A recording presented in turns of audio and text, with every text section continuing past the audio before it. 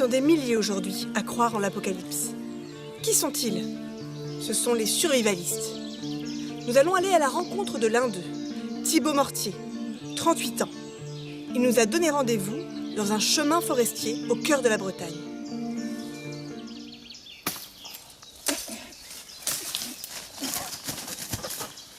Ah ben vous êtes là. Alors moi c'est Thibaut, j'ai 38 ans. Trop près. Je regarde la caméra ou Non, moi. Bon bah, par là. Nous suivons Thibaut jusqu'à sa maison de l'apocalypse, là où il compte se retirer une fois la fin du monde venue.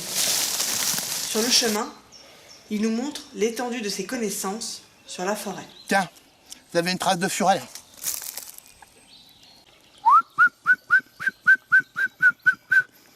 Triclocidé. C'est pas bon mais ça se mange. Pour Thibaut, la clé de la survie est avant tout la parfaite maîtrise de son environnement.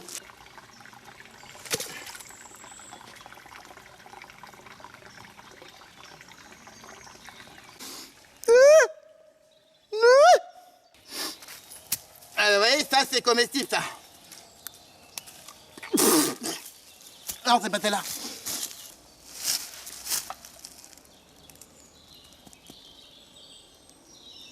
Ouais, c'est ça. Là, vous avez un terrier de marmotte arboricole vivant meute, ici.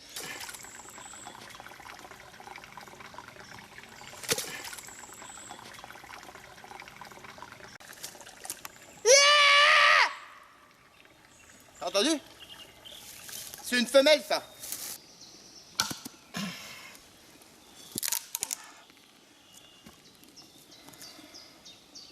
Ah, c'est par là, c'est pas loin. Venez. Attention, attention. Marchez pas là. Là, c'est dangereux ici, là. Allez, on y va. Aïe, merde. Marchez pas là non plus. Hein.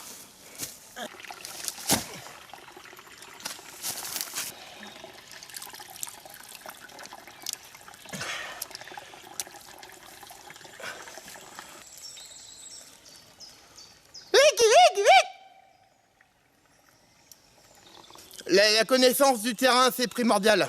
Là, vous avez des faines, un peuplier derrière. Il y a tout ce qu'il faut, hein. Un pommier.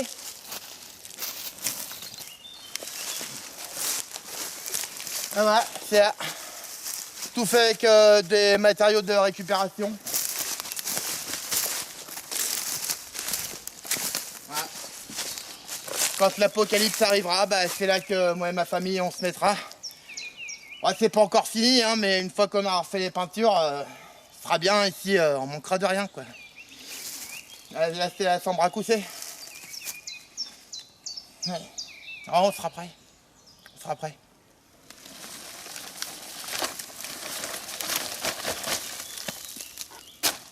C'est ici, dans sa maison de l'apocalypse qu'il a bâtie de ses mains, que Thibaut se prépare à emménager pour survivre au jugement dernier.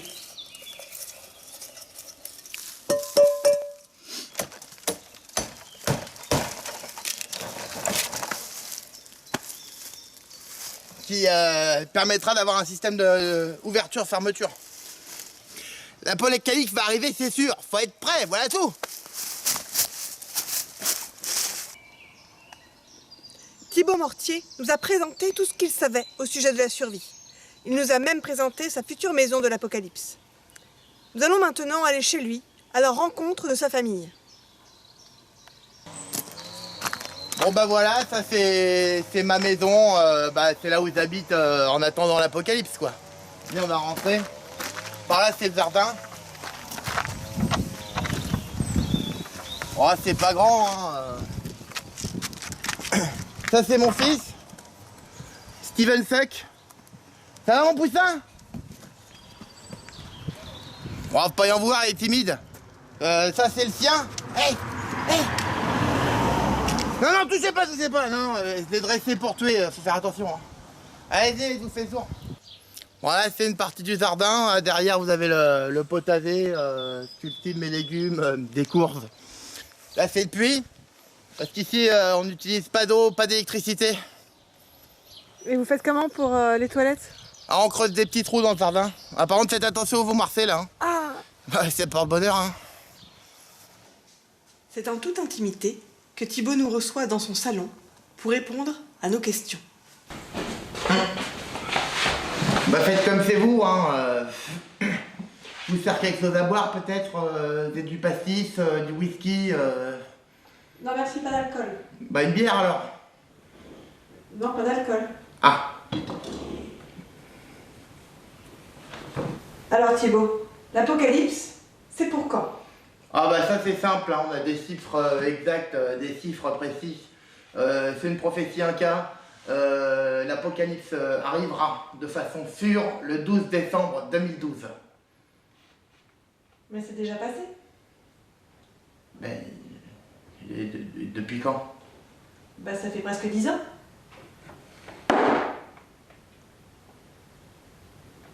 Allez, l'apocalypse c'est pas une science exacte. Hein. Le survivalisme, ça vous est venu comment? Oh bah ça doit remonter à quand j'avais 3-4 ans. Mes parents devaient partir en vacances, ils avaient loué qu'un bungalow de place, donc du coup ils m'ont laissé sur le bord d'une autoroute dans une forêt. J'ai dû apprendre à survivre par mes propres moyens. Heureusement, j'ai été recueilli par une famille de ragondins qui m'ont appris un petit peu tout ce qu'il y avait à savoir sur la survie en milieu hostile. Mais je pense que ça tout part de là. Quoi.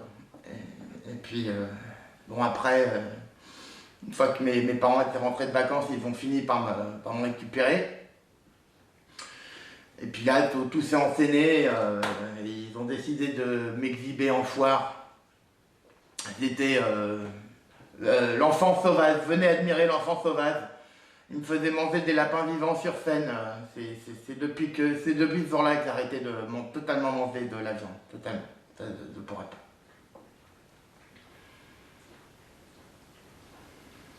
Qu'aimeriez-vous dire à vos parents aujourd'hui? Ah, il y a tellement de choses que j'aimerais leur dire, vous savez, Mais bon, le problème, c'est que j'ai jamais appris à parler le ragondin, donc du coup, je pense que quoi que je pourrais leur dire, ils pourraient pas comprendre. Moi, je pense souvent à eux, vous savez, c'est Papa Gondin et Maman Gondin que je les appelle. On peut couper la minute. Vous nous avez dit que vous ne mangiez plus de viande. Ah non, ça plus jamais. Hein. Non, mon alimentation est exclusivement basée sur des produits végétaux et minéraux. Et je tiendrai d'ailleurs à rajouter que, en ce qui me concerne, je suis végéto-sensibilisé. Qu'est-ce que cela veut dire? C'est-à-dire que je considère que chaque végétal est aussi doué de conscience et un être sensible qu'il faut savoir respecter. Voilà. Vous avez inventé un nouvel art martial. Qu'en est-il? Ben, c'est un système de self-défense que j'ai développé moi-même. Ça s'appelle le survivojutsu. C'est-à-dire que c'est parti d'une déduction simple. Le survivant après l'apocalypse devra être capable de répondre physiquement à des agressions hostiles. C'est pourquoi, en alliant karaté, survie et jardinage, j'ai développé ce système de self-défense qui lui permettra de se défendre. Ben non, parce que c'est logique. Une fois que l'apocalypse sera arrivé, tous les animaux dangereux qu'il y a dans les eaux, les castors, les fourmiliers, les tapirs, tout ça, ben ils seront dans la rue. Et il faudra qu'on puisse faire face à ça aussi. C'est logique, c'est logique.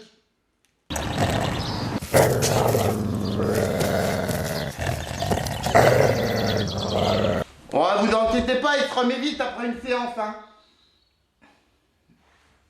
Quoique là, il n'y a plus de poules. Bah arrêtez, faut m'aider à ranimer là. Vite, arrêtez.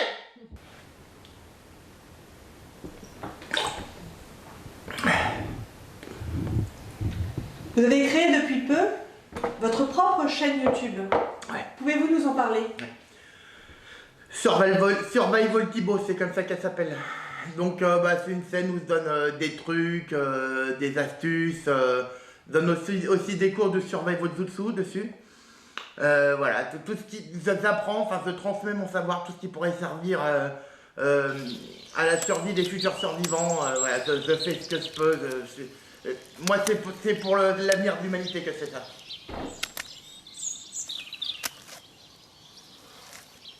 Sur une distance d'à peu près 4 mètres, j'hésitais pas de tirer ici.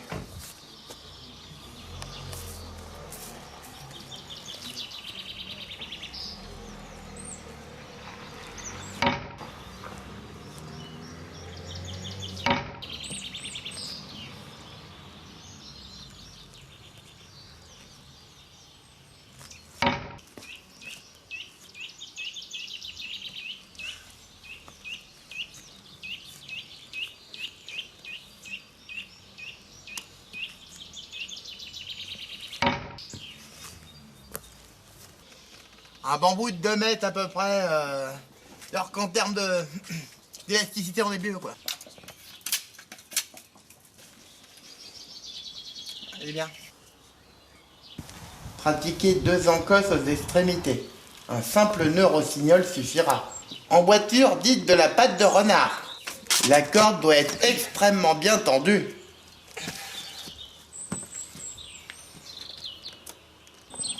Bon, pour la flèche, c'est rien de compliqué, une simple carotte suffit.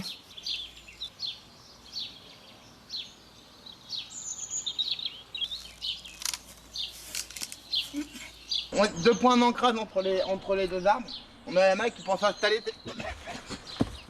Eh ben voilà, 3 likes. Bah, vous nous avez dit que vous n'utilisiez pas l'électricité. Oh non, ça n'a rien à voir, c'est un système qu'on a bricolé avec mon poussin. Papa, je suis fatiguée. Bah ouais, mais là ça capte plus. Pédale. Aujourd'hui, de quoi vivez-vous? Oh bah c'est simple, hein. Je vends quelques légumes du potager, quelques fruits du jardin.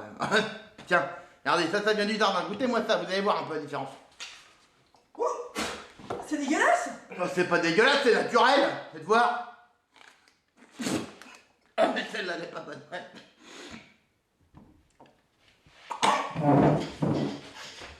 En toute intimité, Thibaut Mortier, pourriez-vous me parler de la mère de votre fils, Steven Chuck? Ah ça c'est une sale histoire, hein, vous savez.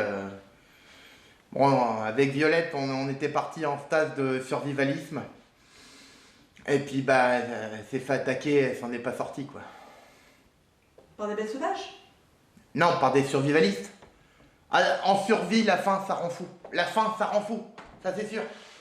Et c'est pour ça que au jour le jour, moi-même, je m'astreins à un régime quotidien qui me permet de résister à des privations hostiles. Et j'en fais même pour mon fils, Steven Zuck. Ça, c'est un plat qui s'appelle le gratin du survivaliste. Oh, c'est pas compliqué, hein. Dedans, on a des carottes sauvages, des pommes de terre sauvages. Papa, j'ai faim. Oh, tu veux survivre à l'apocalypse ou pas? Oui. Alors, tu manges tes feuilles. Qu'est-ce que je disais? Ouais, donc j'enrose le tout dans des feuilles de riz, je fais une petite mayonnaise aux herbes. C'est bon, hein, c'est bon, hein. Steven Zuck, c'est mon fils. C'est mon fils, c'est ma race, c'est mon lard, c'est ma serre. C'est pour ça que je lui apprends tout ce que je peux lui apprendre. Je lui apprends. Pourquoi? Parce que moi, je lui ai dit à mon fils, j'ai dit à Steven Zuck, j'ai dit, écoute mon petit poussin, j'ai dit, papa, il sera pas éternel. J'ai dit, papa, ça se trouve, demain, il terminera comme maman, dévoré par des survivalistes. Donc, il faut que tu sois prêt. Faut que tu sois prêt. Même si c'est dur, faut que tu sois prêt, mon fils. Le survival jutsu est un art martial unique. Savoir se défendre face à l'agression. Être furtif. Puissance. Annihilation du survivant agressif. Apprivoiser la douleur. Mais aussi, savoir éviter le conflit. La précision est la clé. Il peut être très efficace en arme de jet pour faire fuir les prédateurs. Eh ben... Non, puis je pense que c'est important d'apprendre à mon fils à dormir dans des conditions difficiles. Pour survivre à l'apocalypse, ça me paraît essentiel, quoi.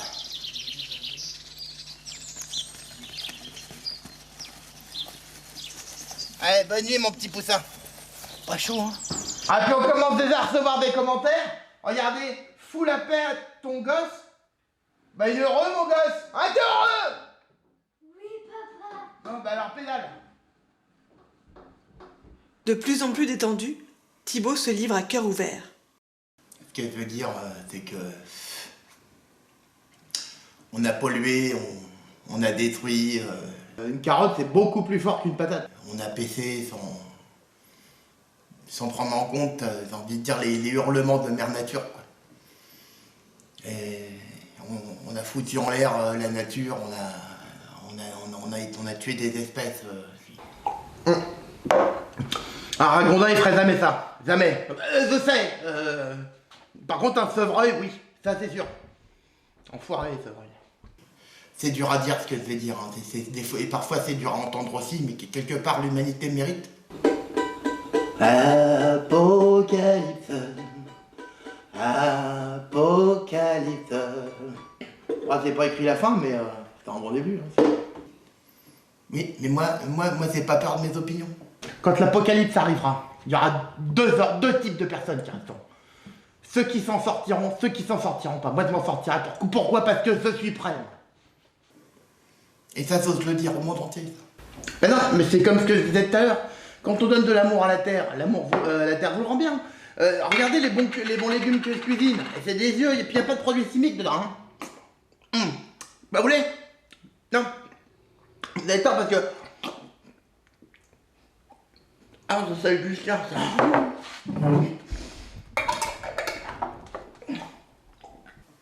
Et quand ça arrivera, tout le monde dira Thibaut, il avait raison.